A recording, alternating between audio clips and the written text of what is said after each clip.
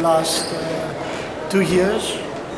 All have a very good scope and all are for the benefit of the environment, basically. The only problem is that the majority of them are being implemented in a very fast manner. So lots of ship owners do not have the proper time to get prepared and implement them properly, number one. Number two, lots of different organizations and countries have different different measures and different levels. Therefore, you might implement, for example, the water ballast treatment system, which is going to be acceptable in Europe, but might not be acceptable in the US. So, but again, it's very bad for the ship owners. You need a more global understanding of what is acceptable and what is not. So you need all these organizations and countries to follow one rule, the IMO rule, in order to try and implement laws and measures unilaterally. And lastly, we must not forget that we are in the midst of the worldwide shipping crisis. The majority of shipping companies are losing money. Therefore, implementing such expensive measures at a time when the majority of companies are losing a lot of money, I think again is very uneconomical and will create to the bankruptcy of several companies. So again, I think we need to do two things. One, postpone the measures till we see a slightly better market, and two, have the organization and countries under better cooperation, so you have one law, one rule, and not various conflicting rules. Perfect. Thank you very much for your time. It was one of those few conferences where I had to do a lot of preparation before coming here, because we were talking about issues which are fairly confrontational. There's a lot of inconsistency in the laws and regulations. It is quite almost embarrassing for an industry of this caliber to have be involved with so many scenarios. We have so many contradictions of how all laws and regulations apply. It couldn't have come at a worse time, because the shipping industry is going through a very difficult phase where it's not just a matter of being a bad shipping market, it's a bad banking market. I mean, we have a massive world banking crisis. There's no funding around. These people are referring to the idea of applying regulations which, from the point of view of timing, it's impossible to go and even to comply with. I mean, it's not just a matter of what regulation you set. You have to set a regulation and give reasonable time for the industry to comply. What they're doing now is we have a situation which, as was mentioned during the North Shipping Conference, the president of the ICS, who mentioned that effectively, well, let's not get too worried about the $1 trillion figure, because that's too scary. He mentioned that effectively, to comply with these regulations between the year 2015 onwards for a period of 10 years, it's going to cost the industry in excess of $50 billion. I repeat, $50 billion.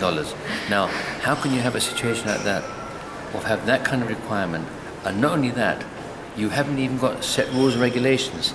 Here we had the Coast Guard representative, North, and the man is an experienced man, he's been around, and it's been embarrassing actually having to be critical, because he obviously represents what the US Coast Guard in the States.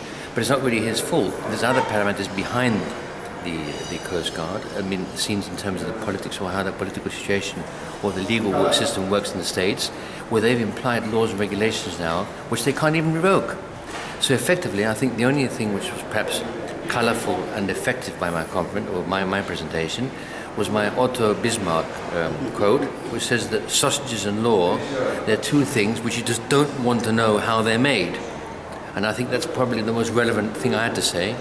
And I think the audience in particular was endorsing what we said. George Grafsons, as you know, is probably one of the most experienced and knowledgeable people in this field. And I think with that team we had in the panel, I think we did some good work, and I think we had a good response from the audience. When you're dealing with politicians, you've got to speak their language. To speak their language, you have to do the lobbying process, even if it's not everyday thing. We're not politicians, we're businessmen, we're ordinary business people, we're living. Politics is different scenarios, different science, if you want to use that term, if you want to use it so sophisticated. But the point is, it still needs a way of communicating. You cannot expect the draftsmen who sit back there, hadn't the faintest idea about shipping, which has been proved by the regulations they're making. But the only way to convince them is you've got to spend time and effort, create groups, go to the European Commission, visit them. I'm not saying brainwash them, but speak on their terms with their language. Basically, shipping is environmentally friendly, but of course the regulations and the political regime requires, of course, some changes, but those changes, the way that they require them is not necessarily harmonious with the industry, because the market of shipping is right now also in a very difficult situation with a very low market, and there are many ships out there that will not be able to comply, and the timeline that the politicians have set are unrealistic for shipping. Now, on the other hand, of course, shipping and ship owners are willing and wanting to commit to being able to have a lower impact on the environment. But as Mr. Grazzo said in the conference as well, ships 30 years ago were actually more environmentally friendly than they are today in some cases. And the market itself has a very important impact. Whether if the market's very good, ships are going faster, they produce more carbon basically. So what we're trying to say in these conferences is something, there needs to be a dialogue, continuous dialogue, a better understanding from politicians and from the people as to the complexities and how difficult it is, and to listen to the ship owners as to how to implement these changes, and some of them may be not valid. So, Mr. Grazzo mentioned that, maybe ballast water management may not necessarily be the ideal solution, or some of these technological changes that they're trying to implement on the ships.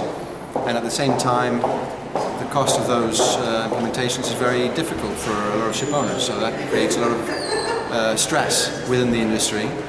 And there needs to be a way to smoothen out that process. So through dialogue, we hope that politicians will listen, especially now with the ballast water.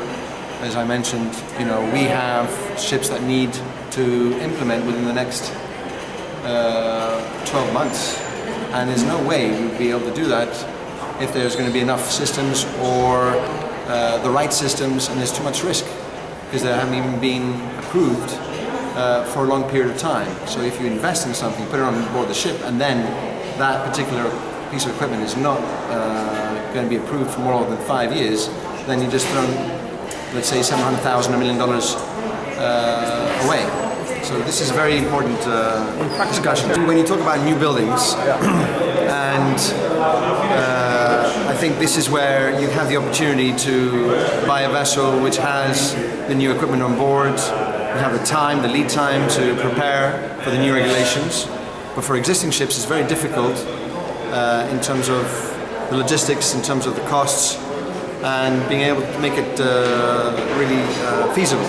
So there's a difference there, but the Greeks are investing in new ships, although already there's too many ships versus the market for these ships. So it needs to take time, you have to spread out those requirements. That's the main theme, I think, that people should take away from this kind of conference, is we can set those goals and try and implement them, give enough time for the industry to come around to putting